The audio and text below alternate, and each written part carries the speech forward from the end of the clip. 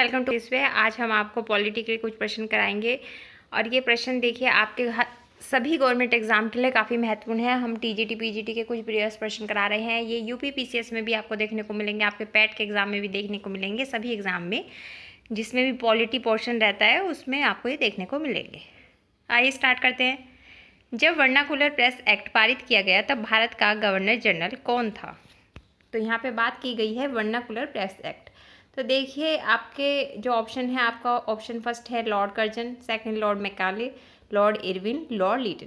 तो आपके Lord Lytton जो हैं उनके काल में ये वर्नाकुलर प्रेस एक्ट पारित हुआ है। अब इनका कार्यकाल देख लेते हैं कब से कब तक था। 1876 से 1880 तक, ठीक है।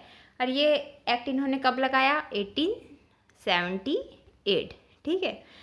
ये एक्ट क्या था कि इन्होंने जो भारतीय प्रेस था, भारतीय समाचार पत्र थे, उन पर ये एक तरह की पाबंदी लगा दी गई थी।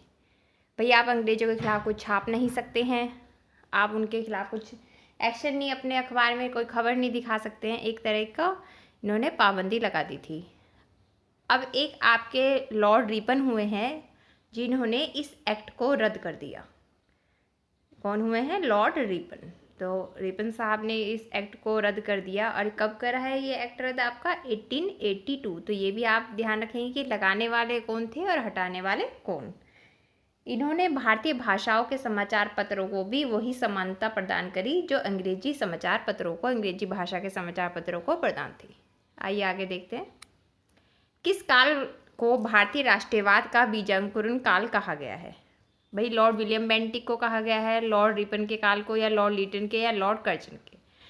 तो आप ये ध्यान रखिए कि वो भाई लॉर्ड लीटन के काल को भारतीय राष्ट्रवाद का बीजांकुरण काल कहा गया है। देखिए लॉर्ड लीटन का कार्यकाल मैंने अभी आपको बताया था कि 1876 से 1880 तक था, ठीक है। तो इनकी जो ये थी, ये बहुत दमनकारी नीति अपनाते थे भारतीयों के लिए। तो इससे क्या हुआ कि भारतीय जो समाज था एकजुट हो गया और अंग्रेजों के खिलाफ उठ खड़ा हुआ। इन्होंने क्या करा? इन्होंने कई काम करे भारतीयों के खिलाफ। इन्होंने क्या करा? भारतीयों के लिए न्यूनतम आयु सीमा 21 वर्ष घटा दी। किस में घटा दी गई है? आपके ICS एग्ज़ाम होता था, आजकल की IAS एग्ज़ाम होता है, ICS कहते थे इसको। इसकी सीमा इन्होंने 21 वर्ष से घटाकर 19 कर दी, जो भारतीयों की मांग के विपरीत था, ठीक है। तो ऐसे इन्होंने शस्त्र अधिनियम पारित कर दिया एक, इन्होंने वर्नाकुलर प्रेस एक्ट लगा दिया इन्होंने। तो इनकी दमनकारी नीतियों के खिलाफ एकजुट हो गई थी भारतीय लोग, इसलिए इनके काल को भारतीय राष्ट्रवाद का बीजांकुरण काल कहा गया है। आइए आगे देखते हैं। देखिए सूची दी गई है, आपको मिलान करनी है। भाई ये कुछ महत्वपूर्ण नारे हैं जो इन नेताओं ने बोले हैं। तो ये किसने बोला है? वेदों की ओर लौटो, दयानंद सरस्वती ने। वेदों की ओर लौटो, दयानंद सरस्वती। दिल्ली चलो किसने बोला है? भाई सुभाष चंद्र बोस ने बोला है। करो या मरो का नारा दिया है महात्मा गांधी ने। और इंकलाब जिंदाबाद से आप परिचित ही होंगे, भगत सिंह। भारतीय राष्ट्रीय कांग्रेस का निर्वाचित प्रथम यूरोपीय अध्यक्ष था। भाई भारतीय राष्ट्रीय कांग्रेस का निर्वाचित प्रथम यूरोपीय अध्यक्ष कौन था? आपको ऑप्शन दिए हैं A.O. हुम, George Yule, Alfred web, Annie Besant. तो आपके जो जॉर्ज यूले हैं ये आपके भारतीय राष्ट्रीय कांग्रेस के निर्वाचित प्रथम यूरोपीय अध्यक्ष थे। इन्होंने 1888, सन याद रखेंगे, 1888 में चतुर्थ अधिवेशन, राष्ट्रीय कांग्रेस का चतुर्थ अधिवेशन की अध्यक्षता की थी। ये अधिवेशन आपका हुआ था प्रयागराज में। तो ये भी आप ध्यान रखेंगे, कहाँ हुआ था? प्रयागराज में। ये क्लियर नहीं है, आइए क्लियर कर देते हैं इसको ताकि आपको ढंग से ध्यान रहे। प्रयागराज अधिवेशन कहाँ हुआ था इनका? प्रयागराज। आइए आगे देखते हैं। भारतीय राष्ट्रीय कांग्रेस के नरमपंथियों का विश्वास था। भाई क्या विश्वास था देख लेते हैं। शांतिपूर्ण संवैधानिक तरीकों से, पृथक सांप्रदायिक निर्वाचित पद्धति से, स्वराज के लिए चरमपंथी तरीके में, या सरकारी सेवाओं के बहिष्कार में। देखिए नरमपंथी ये मानते थे कि शांति से सब काम हो सकता है। तो आपका पहला ही ऑप्शन करेक्ट हो जाता है, शांतिपूर्ण संवैधानिक तरीकों से वो सोचते थे कि सारे काम हो जाएंगे। भारत को औपनिवेशिक स्टेटस दिए जाने की मांग किसने की थी? भारत को औपनिवेशिक स्टेटस दिए जाने की बात किसने की थी? तो ये आपके हैं दादा भाई नौरोजी। आपका पहला ही ऑप्शन करेक्ट हो जाता है, दादा भाई नौरोजी को आप किस नाम से भी जानते हैं? Grand old man of India. ठीक है, तो ये grand old man of India भी कहे जाते हैं। आइए आगे देखते हैं। निम्नलिखित में से कौन से एक वक्तव्य के बाल गंगाधर तिलक संबंधित नहीं है? भाई बाल गंगाधर तिलक किस चीज़ से संबंधित नहीं है, इसमें से हमें ये बताना है। वे नरमपंथियों के उद्देश्य एवं तरीकों से प्रसन्न थे। वे नरमपंथियों के उद्देश्य एवं तरीकों से प्रसन्न नहीं थे। लक्ष्यों को प्राप्त करने के लिए संवैधानिक तरीकों एवं हिंसा में विश्वास रखते थे। उन्होंने मराठी में केसरी और अंग्रेजी में मराठा नाम के 2 साप्ताहिक पत्रों का प्रारंभ किया है। देखिए उन्होंने पूछा है नहीं है, ये तो आपके तीनों ऑप्शन करेक्ट हो जाते हैं। देखिए जो बाल गंगाधर तिलक हैं वो गर्मपंथी दल के सदस्य थे, तो ध्यान रखेंगे वो नरमपंथियों के उद्देश्य एवं तरीकों से प्रसन्न थे, तो यही आपका गलत आंसर हो जाता था।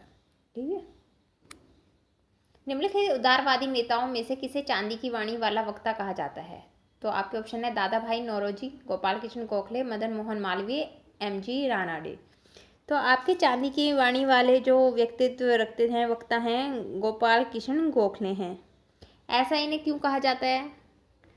भाई ये एक अंग्रेजी आपके विचारक हैं एडमंड बर्ग। तो ये बर्ग साहब के जो विचार हैं उनसे ज़्यादा प्रभावित थे। इनकी शैली में उनका साफ साफ रिफ्लेक्शन दिखता था। इनकी एक पुस्तक भी है, reflection of the French revolution. Reflection of the French revolution जो गोपाल कृष्ण गोखले ने याद कर ली, कंठस्थ कर ली और इनके विचारों में इनकी देखने को मिलती है छाप। ठीक है, तो इसलिए इन्हें ही चांदी की वाणी वाला वक्ता कहा जाता है। गांधी जी द्वारा किसको अपना राजनीतिक गुरु माना गया? तो आपके ये आंसर हो जाता है बी, जी के गोखले, गोपाल कृष्ण गोखले, गोपाल कृष्ण गोखले। गोपाल कृष्ण गोखले किस वर्ष अखिल भारतीय कांग्रेस समिति के अध्यक्ष बने? तो गोपाल कृष्ण गोखले आपके अखिल भारतीय समिति के अध्यक्ष बने हैं 1905 में। ठीक है, 27 से 30 दिसंबर के बीच 1905 में वाराणसी में कांग्रेस का 21वां अधिवेशन हुआ था। ठीक, जिसकी अध्यक्षता गोपाल कृष्ण गोखले ने की थी। वहीं पे ये अखिल भारतीय कांग्रेस समिति के अध्यक्ष बने। स्वदेशी आंदोलन प्रारंभ किया गया था, क्यों किया गया था भाई? 1905 में बंगाल विभाजन के विरुद्ध में, 1907 में कांग्रेस के विभाजन के उपरांत, लखनऊ अधिवेशन के उपरांत या राष्ट्रीय आंदोलन में महात्मा गांधी का प्रवेश चिन्हित करने के लिए। तो देखिए 1905 में बंगाल विभाजन के विरुद्ध में स्वदेशी आंदोलन प्रारंभ किया गया था। ठीक है, बंगाल विभाजन के समय कौन सा आंदोलन प्रारंभ किया गया था? तो अभी आपको बताया स्वदेशी आंदोलन। सन 1909 के एक्ट को दूसरे नाम से किस नाम से पुकारा जाता है? तो ये आपका राज्यसभा सुधार बिल, मॉर्ले मिंटो सुधार, होम रूल बिल या मॉन्टेग्यू बिल। तो आपके ये मॉर्ले मिंटो सुधार है, 1909 का दूसरा ये नाम है। ठीक है, तो ये आप ध्यान रखेंगे कि मॉर्ले मिंटो सुधार को 1909 का एक्ट भी कहा जाता है। बंगाल विभाजन कब रद्द किया गया? देखिए 1905 में तो बंगाल विभाजन हुआ था और रद्द किया गया है आपका ये 1911 में। तो ये आप ध्यान रखेंगे। दिसंबर 1911 में ब्रिटिश सम्राट जॉर्ज पंचम और महारानी मैरी के भारत आगमन पर उनके स्वागत हेतु दिल्ली में एक बड़ा दरबार लगाया गया था। उसी दरबार में ये खारिज कर दिया गया था। निम्नलिखित में से कौन होम रूल आंदोलन से संबंधित था? लाला लाजपत राय, मदन मोहन मालवीय, लोकमान्य तिलक या एमजी रानाडे। तो आपके इससे कौन संबंधित था? आपके लोकमान्य तिलक। तो आपका ऑप्शन सी करेक्ट हो जाता है। ठीक है, भारतीय राष्ट्रीय कांग्रेस की प्रथम महिला अध्यक्ष कौन थी? श्रीमती सरोजिनी नायडू, श्रीमती एनी बेसेंट, श्रीमती कमला नेहरू या श्रीमती इंदिरा गांधी। तो आपकी जो श्रीमती एनी बेसेंट थी वो आपके भारतीय राष्ट्रीय कांग्रेस की प्रथम महिला अध्यक्ष थी। भारत में महात्मा गांधी को जन आंदोलन का प्रथम अनुभव हुआ? भाई किस में हुआ उन्हें पहला अनुभव? चंपारण में, बारदोली में, चौरी चौरा में, डांडी में। तो ये जो आपका चंपारण है इसमें महात्मा गांधी को जन आंदोलन का प्रथम अनुभव हुआ। और कल में अगर आप हमारे चैनल को विजिट करेंगे तो आप देखेंगे कि मैंने बताया था कि सबसे पहली भूख हड़ताल कौन से आंदोलन की थी? 1918 के खेड़ा आंदोलन। सॉरी ये गलत हो गया है, 1918 के आपके अहमदाबाद मिल मजदूर आंदोलन जो था उसमें। ठीक है। निम्नलिखित में से किस एक अधिनियम में सिख, यूरोपियन और भारतीय क्रिश्चियनों के लिए सांप्रदायिक निर्वाचन शामिल है? 1833 का चार्टर एक्ट, 1909 के माल्य मिंटो सुधार एक्ट, 1919 का भारत शासन अधिनियम या 1935 का भारत शासन अधिनियम?